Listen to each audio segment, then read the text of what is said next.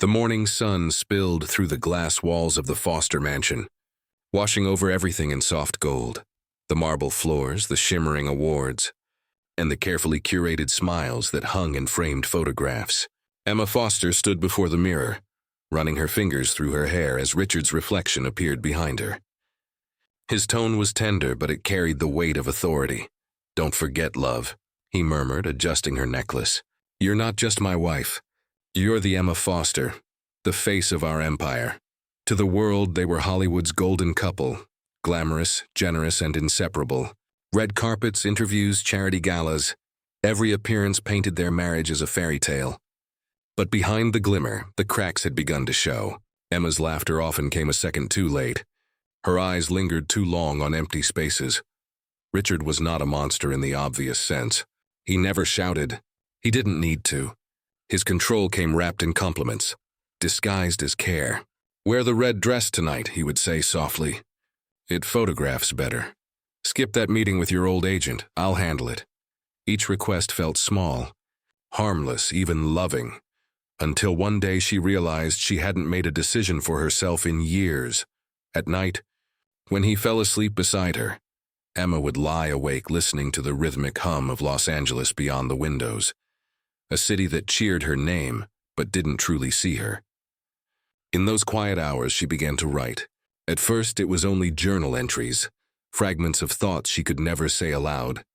But gradually, the words became something else, a story, a screenplay. It was about a woman trapped in a marriage that sparkled on the outside and suffocated on the inside. The story mirrored her own life too closely, yet writing it gave her a sense of rebellion, of reclaiming her voice. She titled it The Cage of Roses. Each night, she saved her work under a different folder name: invoices, tax files, anything that would keep Richard from opening it. She wrote between takes on set, between interviews, in the minutes before makeup artists touched her face. The story grew, a world within a world, a secret she finally owned. One evening, Richard came home early from a studio meeting. Emma didn't hear him enter. Her fingers danced over the keyboard, her expression intense, free. "What are you working on?" he asked suddenly, his voice smooth but sharp. Her body froze. "Just a script I'm reading for the studio," she lied. Richard smiled, and that calculated, camera-ready smile, and placed his hands on her shoulders. "A new project? Without me knowing? That's dangerous." The way he said it wasn't threatening, but something in his eyes flickered, a cold curiosity. He kissed the top of her head and left the room, but Emma couldn't shake the feeling that he now knew her secret, or at least suspected it. That night, she saved her script to a USB drive and hid it in the lining of her purse. The story had become more than fiction. It was her confession, her quiet act of defiance. As the city lights glittered below their hilltop home, Emma typed one final line before closing her laptop. "Every perfect love story begins with a lie." She didn't know it yet, but that line would one day become evidence, and the beginning of the truth Hollywood could never tell. It happened on a quiet Sunday morning, the kind that looked perfect from the outside. The house smelled of coffee and polished marble. Emma was out meeting her friend Mia for brunch, the first approved outing she'd had in weeks. Richard sat in his home office scrolling through her recent files, claiming to be backing up her work. That was when he found it. The file name looked ordinary, Client Invoice 23 PDF. But when he clicked it open, the words hit him like glass. She smiled for him because that was her job, to be the reflection he needed, not the woman she was. The script wasn't a love story. It was a confession. Every page cut closer to home. The controlling husband, the woman suffocating beneath praise, the lies dressed as devotion. The story wasn't subtle. It was them. Richard read for hours, eyes scanning each line, his jaw tightening with every word. The house grew darker as the sun dipped behind the hills. When Emma returned that evening, he was waiting, calm, unreadable, holding her laptop like evidence. "Beautiful writing," he said softly. "So real, so raw." Her heart stopped. "You read it?" "Of course. I had to see what you were hiding." His tone carried no anger, only something colder, disappointment wrapped in control. "You've painted me as some kind of villain. Is that what you think I am? Emma tried to explain that it was fiction, therapy, imagination. But he was already rewriting the narrative in his head. Over the next few days, things began to shift. Subtly at first, her new film deal fell through after the studio suddenly reconsidered casting options. A meeting with her publicist was canceled without explanation. When Emma confronted her agent, he stammered. Richard said you were taking a break. Said you needed rest. He was rewriting her life, literally. The more she resisted, the tighter the cage became. Richard began scheduling her interviews, reviewing her wardrobe, even editing her social media captions. We need to maintain the brand, he reminded her, smiling. One wrong message and they'll turn on you. To outsiders, it looked like love, a husband managing his wife's career with care. But behind closed doors, his tenderness had turned surgical. He watched her constantly, not with affection, but with the cold precision of a director controlling every scene. At night, he'd sit beside her and read her own words aloud from the cage of roses, savoring the pain they caused. The woman realized her freedom was a story she had written, not one she lived. Then, looking at her, poetic, don't you think? You always did have a gift for exaggeration. Emma stopped writing altogether. The blank screen on her laptop mirrored her silence. The walls of the mansion, once her sanctuary, now felt like a set she couldn't leave. But the story she had written refused to die. It lingered, whispered through her memory, urging her to finish it, not for the world, but for herself. One night, unable to sleep, she retrieved her hidden USB drive and read the final scene she had never completed. The lines she typed months ago burned through her. In every story, the villain believes he's the hero. For the first time, Emma understood. Richard wasn't protecting her. He was preserving himself. When he called from the hallway, Emma, come here, please. She minimized the screen and forced a smile. Her voice trembled as she replied, coming, but inside something shifted. The script was no longer a secret. It was a weapon. And soon she would learn just how dangerous a story could become once the villain realized he'd been exposed. The first time Emma met Chloe, she thought she was looking into a mirror from 10 years ago. The same soft curls, the same nervous laugh, even the same perfume she once wore because Richard loved it. Chloe was polite, eager, and too perfect. She's just an intern, Richard had said casually, hand resting on Emma's shoulder, as if to steady her doubts. You'll like her. She's sharp. At first Emma tried. She wanted to believe him. But Chloe's presence in their lives began to grow like ivy. Quiet, persistent, impossible to ignore. She started handling Richard's private schedule, his emails, even his weekend trips for meetings. One afternoon, Emma borrowed Richard's phone to confirm a dinner reservation. A message flashed on the screen before she could lock it again. Same room as last time. Can't wait. See, Emma stared at it, the letters burning through her chest. She scrolled, dozens of messages, playful, intimate, coded. A hotel address. Deleted photos partially restored by cloud backup. Her hand trembled so violently that the phone nearly slipped. When she confronted him that night, Richard didn't flinch. Emma, you've got to stop imagining things, he said smoothly, his voice soaked in practiced patience. You're tired. You've been anxious lately. Maybe all that writing got into your head again. She slammed the phone on the table. Don't treat me like I'm crazy, Richard. I saw them. He smiled, calm, cruel. Then maybe you should rest. You're making a scene. It was always the same, inversion. Her truth turned against her. The gaslight burned brighter each time she reached for clarity. Soon she began to question her own memory. Had she misread the messages? Could Chloe really mean something else? Days blurred into each other. Chloe stopped showing up at the house but kept appearing in whispers. A lingering trace of perfume in Richard's car, a half-written note on his desk, a lipstick mark on his shirt collar that wasn't hers. When Emma asked where Chloe had gone, Richard shrugged. She quit, said the pace was too much, but there was something off in his tone, too rehearsed, too final. A week later, the local news quietly reported a missing woman, Chloe Bennett, age 24, last seen leaving a hotel in Beverly Hills. No forced entry. No witnesses. No security footage, just... Emma froze as she watched the report. The screen blurred before her eyes. Richard walked in moments later, loosening his tie, his face a mask of casual disinterest. "Tragic world we live in," he said softly. "So many young girls get lost."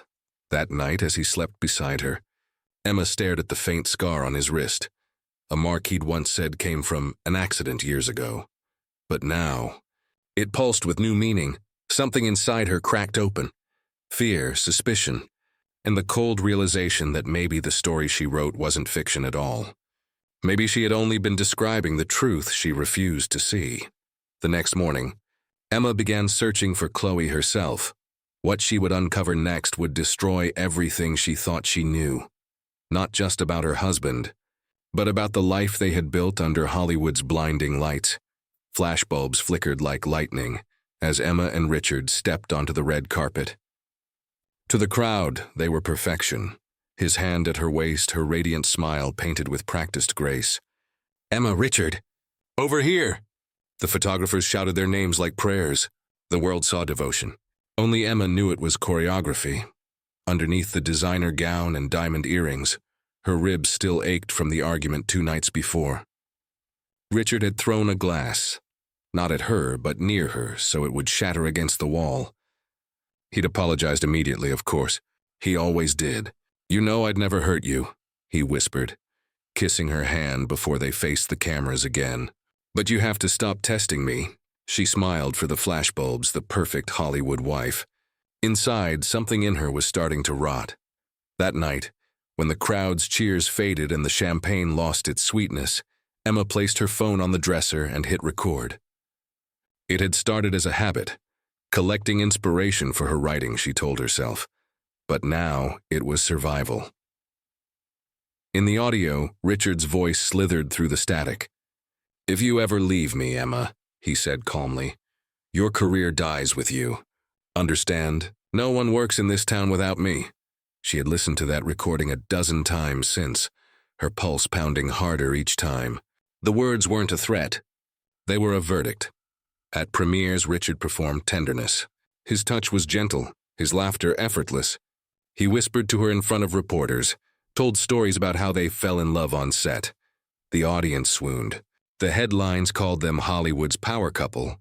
But when the lights went down, the performance turned cruel. He controlled everything. The scripts she read, the dresses she wore, even her expressions on red carpets. When she laughed too long, he'd squeeze her arm just hard enough to remind her. When she spoke too honestly in interviews, he'd lean in later and whisper, "You're forgetting your lines." Emma began noticing cracks in the illusion. A stylist quietly mentioned that Richard had been calling the studio behind her back. A makeup artist confessed he'd canceled one of her shoots for her own good. Everywhere she turned, he had already rewritten the scene.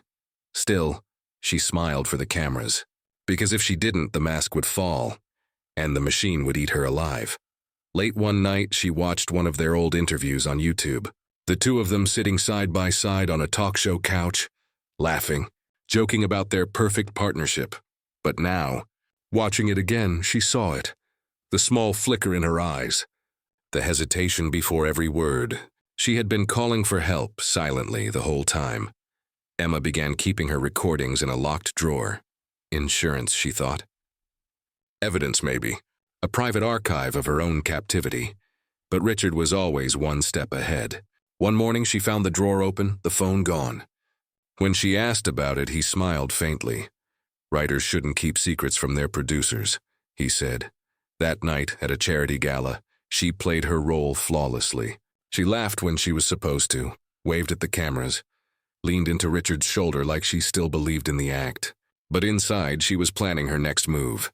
Emma had one final recording hidden, the one Richard didn't know existed, the one where his mask truly slipped. She hadn't listened to it yet, but she knew it held the truth. And soon, everyone else would hear it too. The mansion was too quiet without Richard, the kind of silence that pressed against Emma's chest like a hand. For years she had begged for moments like this, peace, stillness, her own thoughts. But now the quiet felt wrong. Too heavy, too aware. She sat alone in the home theater, half watching the flickering movie screen. A romance film, one Richard produced years ago. The irony wasn't lost on her. The story of a husband who sacrifices everything for love. She almost laughed, almost. Then came the sound of faint tap, tap, tap behind the wall, so soft it could have been the house settling, or the wind brushing the glass. But it came again. 3 short taps, pause, then 2. Her breath caught. Emma turned off the projector, plunging the room into darkness. For a moment, all she could hear was her heartbeat. Then, another tap. Closer. She stood slowly, every nerve in her body alert, and ran her fingers along the velvet-lined wall. The sound seemed to come from behind one of the acoustic panels near the floor. She hesitated. Richard had told her never to touch anything in this room. "It's delicate," he'd said. "You'll ruin the sound quality." But the noise wouldn't stop. It was rhythmic now, almost deliberate, like someone trying to signal her. Emma grabbed a small screwdriver from the drawer by the minibar. Her hands shook as she loosened the screws on the panel. The moment it came free, she froze. Behind the padding was a small black lens, glinting faintly under the emergency exit light. A camera, her pulse thundered in her ears. She followed the wire with trembling fingers and found it ran deep into the wall, toward Richard's private office. She tore off another panel, another camera, then another. By the time she stopped, she had counted 7. 7 hidden eyes watching her. Emma stumbled back, dizzy with disbelief. It wasn't just the theater. There could be more. In the bedroom, the dressing room, the kitchen. Every moment she'd thought was private might have been filmed, catalogued, analyzed. She ran upstairs to Richard's study. The door was locked as always, but she'd seen him punch the code enough times to remember. His birthday. The keypad beeped, the lock clicked open. Inside, the glow of multiple monitors illuminated the room. Each screen showed a live feed, angles of the house she recognized instantly. The kitchen, the bathroom, the balcony where she read in the mornings, her bedroom. Emma stared at herself on one of the screens. Frozen mid-step, a red light blinked on the bottom corner. Live stream, private channel, someone was watching. She tried shutting the system down, but every attempt led to encrypted warnings she couldn't bypass. The files were locked. The network password required biometric access. Richard's thumbprint. Suddenly, her phone buzzed. An unknown number. She answered with trembling hands. A distorted voice whispered, "You shouldn't be in there, Emma." The line went dead. The room spun. Whoever had been watching wasn't just Richard. Someone else was part of it. Maybe one of his business partners, maybe more. She backed away, clutching her phone like a weapon, then spotted something on the desk. A small silver flash drive labeled Final Draft. The name made her skin crawl. Her screenplay was called the same thing. She grabbed it, pocketed it, and ran. Back in the hallway, the tapping sound started again. Louder this time, echoing from the vents. She looked toward the ceiling. For a moment, she swore she heard breathing. Emma fled into her bedroom and slammed the door shut. She locked it, turned on every light, and sat on the edge of the bed, shaking. When the clock struck midnight, a new message appeared on her laptop. It was a live feed from one of the cameras. The title read, Episode 1, The Perfect Wife, and in the corner of the screen, a figure moved, watching her from the shadows. Detective Laura King had seen enough Hollywood marriages to know that perfection was often just good lighting. But the Foster's case felt different, colder, more rehearsed. The missing woman, Chloe Bennett, was 23, Richard's assistant. Last seen leaving a studio dinner 2 weeks earlier. No calls, no cards, no trace. Laura had seen her face on the posters still plastered around Sunset Boulevard. Bright-eyed, full of ambition. Now, that same smile stared from a missing person flyer. The first time Laura met Richard and Emma Foster, they were already performing. He greeted her in an expensive suit, the faint smell of cologne and camera lights following him. "Detective King," he said, flashing his trademark producer's smile. "I assure you, this is all a misunderstanding." Emma stood slightly behind him, too quiet, too still. Her hands clasped together like she was afraid to move without permission. "Mrs. Foster," Laura said gently, "were you close to Miss Bennett?" Emma hesitated. "She worked with us." Her voice cracked on the last word. Richard's hand touched her shoulder in what looked like affection. But Laura noticed the grip, firm, controlling. The detective smiled politely but said nothing. She'd learned that silence was a weapon. In silence, people reveal more than they intend. Over the next few days, Laura returned for follow-up questions. She watched the couple separately. Richard always performed, the confident husband, the misunderstood man. He told long stories about loyalty, success, and Hollywood's cutthroat nature. His eyes, however, never showed remorse. Emma was different. She flinched at loud sounds, avoided mirrors, and seemed terrified of saying the wrong thing. When Laura asked about Chloe's disappearance, Emma's eyes darted toward the hidden corners of the room, as if checking for invisible witnesses. "Mrs. Foster," Laura said one evening, voice low, "if there's something you're afraid of, I can protect you." Emma's lip trembled. "You can't," she whispered. "He has everything." Later that night, Laura sat in her car outside the mansion, typing up her notes. Something about Emma's last words stayed with her. He has everything. It wasn't just money or influence.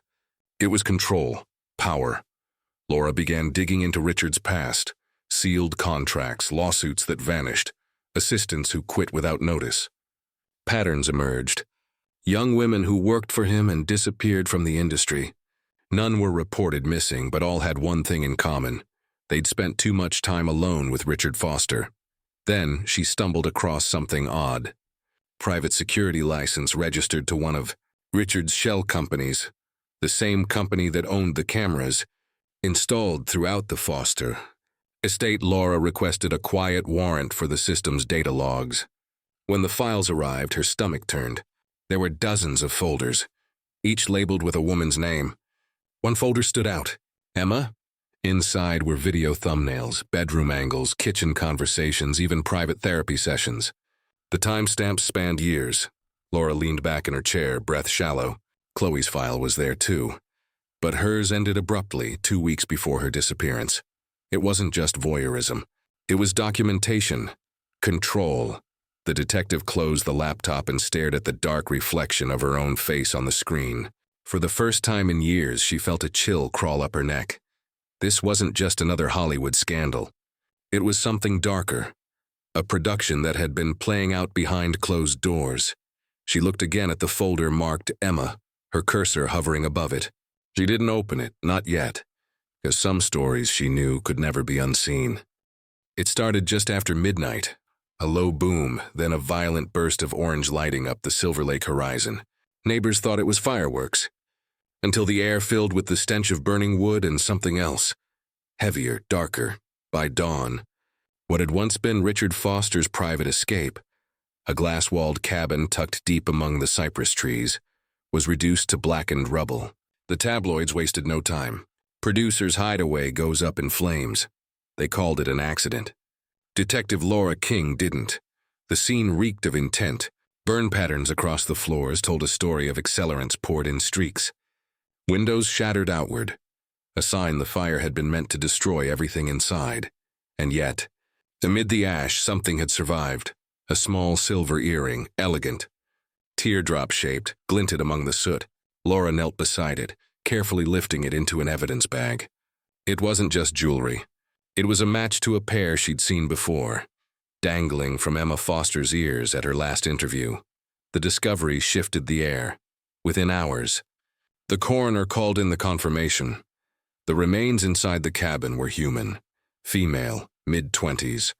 Dental records later confirmed what Laura had feared. It was Chloe Bennett. Hollywood erupted.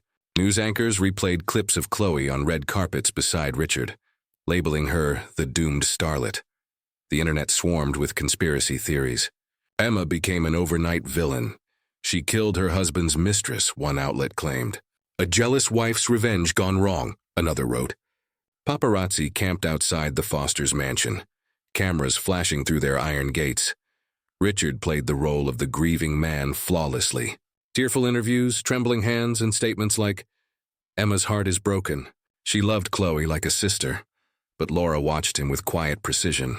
His grief was performative, choreographed, like a script rehearsed in front of a mirror. When questioned, Richard denied visiting the cabin for months. He claimed it had been abandoned, used only for writing. But his alibi didn't line up. Security footage from a nearby gas station showed his luxury SUV heading toward Silver Lake the night before the fire. Emma, meanwhile, had vanished from the public eye. No appearances, no statements, no sightings. When Laura finally managed to reach her, Emma looked haunted. Pale skin, hollow eyes. "Mrs. Foster," Laura said softly, setting the evidence bag on the table. "Does this look familiar?" Emma's breath caught. Her gaze fell to the earring, her earring, blackened but unmistakable.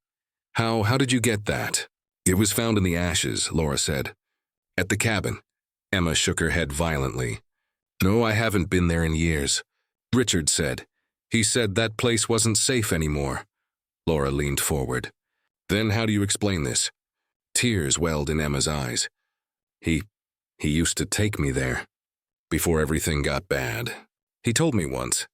That secrets stay buried better by the lake." Her voice cracked on the last word. Later that night, as Laura reviewed the forensics, a new question began to form. Not about who killed Chloe, but who wanted Emma to look guilty. The placement of the earring was too deliberate. Clean, visible, and found near the body. Someone had wanted it discovered. Someone who knew exactly how to redirect suspicion. Laura looked up from the file, her pen tapping the table. Richard Foster was many things. Powerful, cunning, obsessive. But above all, he was a storyteller. He'd built empires from lies dressed as truth. And now, it seemed, he was writing his most convincing narrative yet. Outside her office window, the Hollywood Hills burned faintly under the night sky, the reflection of a fire that had already consumed more than wood and glass. Laura closed the folder marked Silver Lake Fire. The real story, she thought, wasn't in the ashes. It was in who set them. The memory card was found wedged behind a loose floorboard in the Fosters' home office. Dusty, half-cracked, as if someone had tried to destroy it and failed. Detective Laura King didn't expect much. She'd seen hundreds of meaningless recordings, but when she pressed play, the image that flickered onto the screen made her stop breathing. Emma Foster appeared on camera, her face pale and hollow under the soft light of a vanity mirror. No makeup, no glamorous curls, just a woman stripped of pretense. She looked older than her age, her eyes darting toward the door every few seconds. The date in the corner read 3 days before the fire. Her voice was soft, trembling. "I don't know who will see this," she began. "Maybe no one. Maybe it's too late already. But if anything happens to me, please believe me, it wasn't an accident." She exhaled shakily, hands clutching the edge of the table. "I know what he did to Chloe. I found her bracelet in his car. He said she left it there months ago, but there was blood on it. I wanted to go to the police, but he told me he'd ruin me first, that no one would believe me because I'm unstable." A bitter laugh escaped her lips, echoing through the speakers. "He's right about one thing. Hollywood doesn't believe broken women. It writes movies about them." The video jumped, glitching for a moment. When it returned, Emma was closer to the camera now, whispering, "He's planning something. I think he's going to frame me, or worse. He's been going to the lake again. He thinks I don't know, but I found the messages on his burner phone. He said Chloe was a mistake, that I wouldn't be one." Her eyes flicked again toward the door. "If I disappear, Detective King, please." The screen froze. A faint click sounded, like a door opening, then footsteps, slow, deliberate. Emma's face shifted from fear to realization. "He's home," she whispered. The video cut to black. Laura sat motionless, the hum of the playback device filling the silence. She rewound it twice, listening to the footsteps each time. Heavy, confident male. There was no doubt who they belonged to. Emma had known, and she had left her own epitaph hidden in pixels and sound. Laura called in the tech team to authenticate the footage. No editing, no overlays, the analyst confirmed. "This is raw." But the timestamp gnawed at her, 3 days before the fire. Emma had predicted her own death. Yet the body found in the ashes wasn't hers. So where was she? Publicly, Emma was still missing. Richard, meanwhile, had doubled down on his narrative, painting himself as a victim of a tragic misunderstanding. "She's mentally unwell," he told interviewers. "She blames me for her breakdowns. I just want her to get help." Laura's jaw tightened each time his face appeared on television. The man was untouchable, at least for now. But the tape changed everything. She filed it under Evidence 9C, personal recording, Emma Foster. Later that night, unable to sleep, Laura replayed the final 5 seconds over and over. The door, the steps, the silence. On the 10th replay, something new emerged, faint, buried under static. A male voice, only one word, smile. Laura froze. It wasn't shouted. It was whispered, intimate, rehearsed, the way a director would speak to an actress mid-scene. She leaned back, realization dawning. Richard hadn't just controlled Emma's life. He had directed it, even to its end. But if the video existed, then Emma must have hidden it after recording. Which meant she had time. Which meant maybe she wasn't dead. Laura closed her laptop and stood. The next step wasn't about evidence anymore. It was about finding a living ghost before her husband turned her into a perfect on-screen tragedy. The theater glowed with gold and glass, cameras flashing in rhythmic bursts as limousines lined the boulevard. The marquee above read, "The Golden Cage," written by Emma Foster. It was her final work, released months after her disappearance. The irony was cruel. Her voice, silenced in life, now echoed through speakers across the world. Inside, the crowd shimmered with sequins and champagne. The same people who once called Emma Richard's muse now called her a visionary. They clinked glasses, whispered condolences, and waited for the film to begin, unaware that every frame was a confession carefully disguised as fiction. Detective Laura King stood at the back of the theater, coat collar turned up. She'd received an anonymous envelope that morning. No return address, just a single ticket and a note inside. Watch closely. She told her story her way. As the lights dimmed, the film opened with a haunting image. A woman sitting at a vanity mirror, her reflection cracked. "You wanted perfection," she whispered to the camera. "So I became your masterpiece." Laura's pulse quickened. The actress, though playing a fictional role, mimicked Emma's tone, gestures, and even her trembling smile.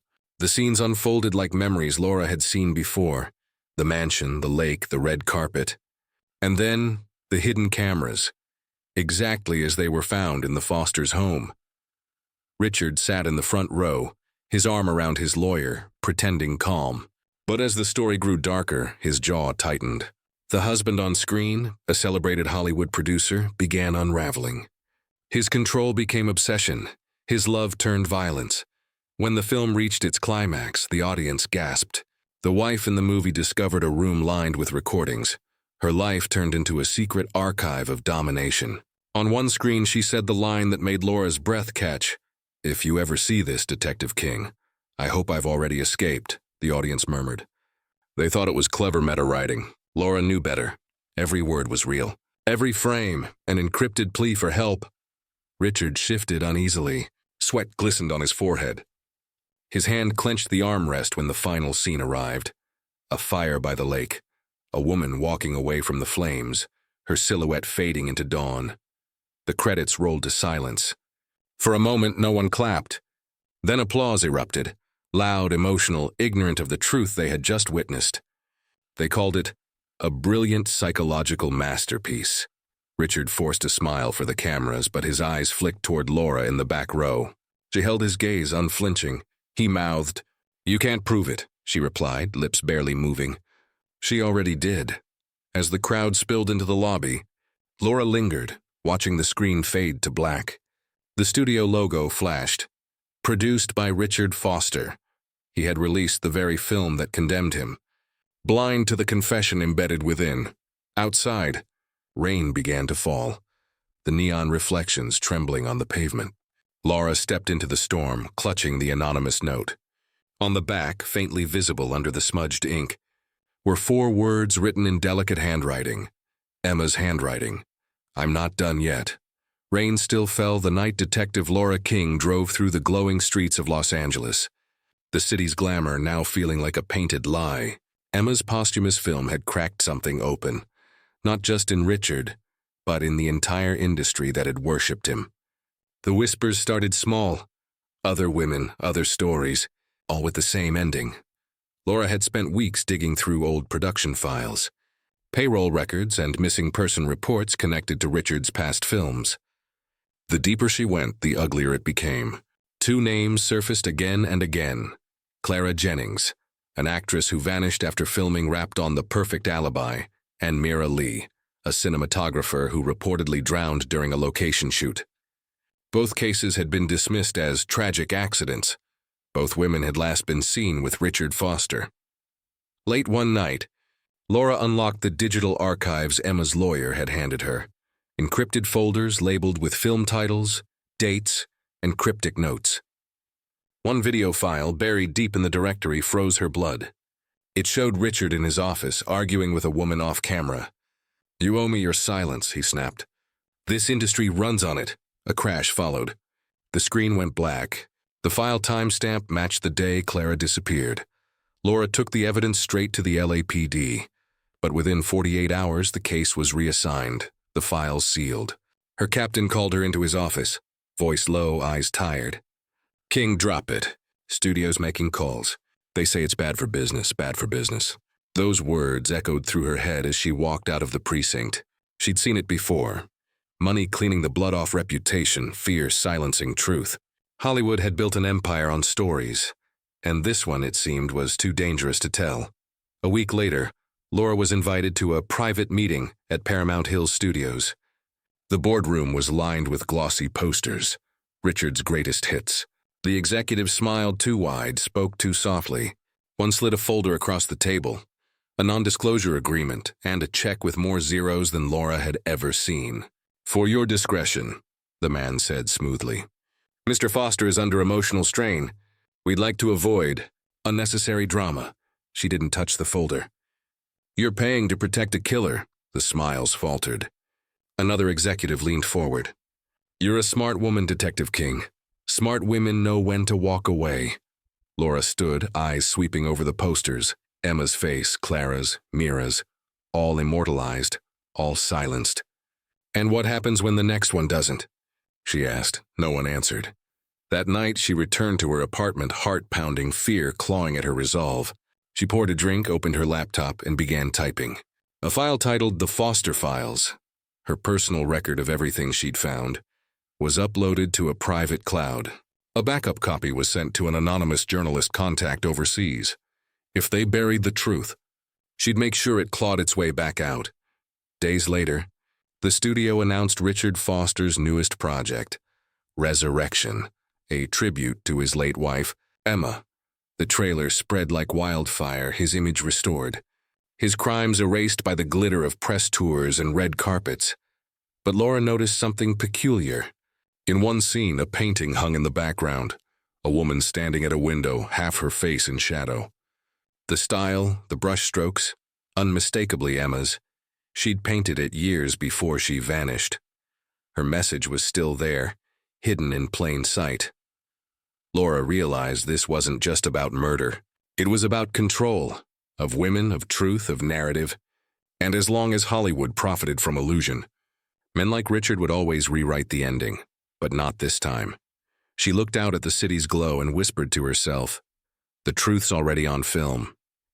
The morning Richard Foster's empire began to crumble, Los Angeles woke to a storm of headlines. Every network, every gossip blog, every late-night show repeated his name, not as Hollywood's golden producer, but as its greatest deceiver. Leaked emails, contracts, and encrypted exchanges filled the web, each one revealing a darker truth, payoffs, threats, disappearances, and manipulation that stretched back decades. Detective Laura King watched the chaos unfold from her office window, coffee growing cold in her hand. The Foster files had done their job. Someone, maybe the journalist she trusted, maybe a whistleblower from inside the studio, had released everything. And once the dam broke, no amount of studio money could stop the flood. Outside, cameras swarmed Richard's mansion gates. Reporters shouted questions. Drones hovered overhead. The man who had once commanded rooms now hid behind closed curtains, his face nowhere to be seen. Even his most loyal allies cut ties overnight. Actors returned awards. Producers deleted photos, and streaming platforms quietly removed his films from their libraries. Laura finally received what she'd fought months for, an arrest warrant. She was driving toward his estate when the call came through her radio. Unit 42, respond to a possible 1054 at the Foster residence.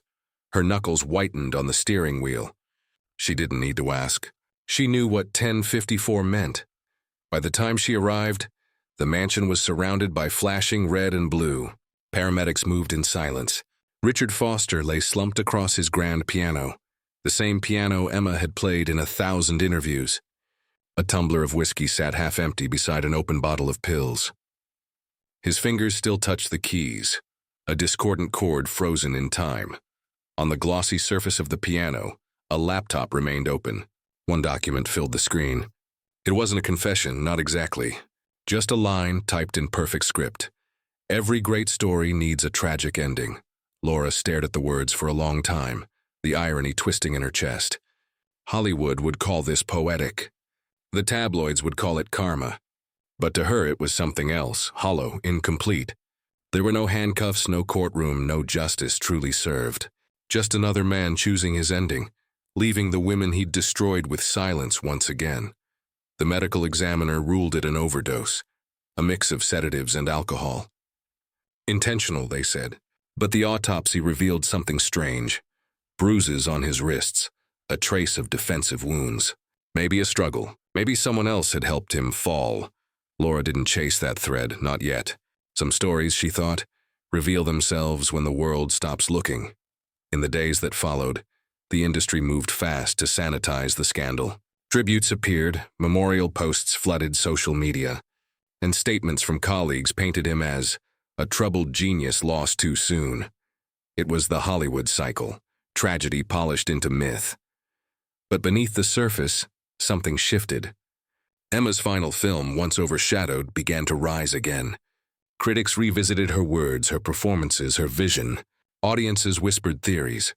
Maybe she'd predicted her death. Maybe she'd left clues. Maybe she was still out there. Laura attended the film's final screening in a small theater downtown. The audience sat breathless during the closing scene. A woman walking into the ocean, disappearing beneath the waves, then re-emerging as someone else. When the credits rolled, the lights dimmed softly. On the screen, a dedication appeared. For those who refused to stay silent. Laura left the theater in silence, rain misting down like ash. Somewhere between justice and myth, between truth and illusion, the story had written its final chapter. And yet, as she started her car, her phone buzzed. A new email, no sender listed. The subject line read only, "The ending isn't real." She froze. The message contained a single attachment. A photo. It showed Emma Foster, alive, watching from the crowd at Richard's memorial. Months had passed since Richard Foster's death, but Los Angeles had already moved on. Billboards were replaced, red carpets rolled out for newer names, and the industry polished over its scars like makeup covering bruises. The tragedy had become another headline, another myth, a cautionary tale wrapped in glitter. Detective Laura King hadn't moved on. She couldn't. Some nights she still dreamed of the piano, the discordant chord frozen under Richard's limp hand, the note on the screen, and the faint trace of someone else's shadow on the surveillance footage that mysteriously vanished hours later. Now, she stood at the edge of a quiet cemetery overlooking the hills. The air smelled of rain and wild jasmine. In her hand, she held a worn copy of the real story Hollywood could never tell. The screenplay Emma Foster had written. The one the studios had refused to produce until it became her epitaph. Someone had left fresh lilies at the grave. She knelt, brushing rainwater from the marble headstone engraved with Emma's name and the words her. Truth was louder than fame. Laura opened the book and ran her fingers over the last lines of Emma's script, words that mirrored her own thoughts too closely. Love didn't kill her. Silence did. The camera of the world, if there was one, would pan outward now, sweeping across the endless Los Angeles skyline. A city built on dreams and denial. A city that applauded stories like Emma's on screen, while burying the real ones in shadows. Her voice, calm, steady, weary, played a narration inside her own mind. Every lie told for art becomes truth when the cost is blood. Every silence, a co-writer. She stood, closing the script. The rain fell harder now, tracing paths down her face that could have been tears. As she turned to leave, her phone buzzed. An email notification, no sender, just like the one that had arrived the night Richard died. The subject line read, "You were right to keep digging." Her pulse quickened. She opened it. Inside was a single photo, a familiar actress, young and bright-eyed, smiling at a party. The timestamp was from 2 nights ago. The sender had circled a figure in the background, a man shaking hands with her. Laura zoomed in. The man's face was unmistakable. Vincent Hale, Richard's longtime producing partner. The one who'd gone silent after the scandal, who'd vanished from public view. The caption beneath the photo simply read, "She's missing now." Laura's stomach turned. The familiar ache returned. The same one she'd felt when Chloe disappeared. When Emma's body was found. When the truth kept slipping through the cracks of power and illusion. She knew this was no coincidence. The cycle hadn't ended. It had merely changed hands. Hollywood had buried Richard, but it hadn't buried what made him possible. The power, the silence, the complicity, they were still alive. Still casting roles in a story that never truly stopped filming. Laura closed her phone. Her reflection caught in the wet granite of Emma's headstone. For a moment, she imagined Emma standing behind her. Not the trembling actress from old interviews, but the writer, the woman who'd turned her pain into proof. "Maybe you survived after all," Laura whispered. Her voice barely rose above the rain. She left the graveyard with the screenplay pressed to her chest, its pages soft from the damp. The city below glowed with the artificial warmth of spotlights and screens. Somewhere in those lights, another woman was smiling for the cameras, unaware that her name might be next. As Laura drove away, the radio crackled with a news bulletin. Breaking. Authorities are investigating the sudden disappearance of actress Danielle Moore, last seen attending a charity gala hosted by producer Vincent Hale. Laura didn't change the station. She simply gripped the wheel tighter. The engine hummed, and for a long moment the sound mixed with the echo of Emma's final words. Love didn't kill her, silence did. The scene faded, the car disappearing down a rain-slick road, the city lights reflecting like shattered glass in the puddles, and in the distance, another flash, a camera shutter, a scream, or maybe just the start of another story Hollywood would never tell.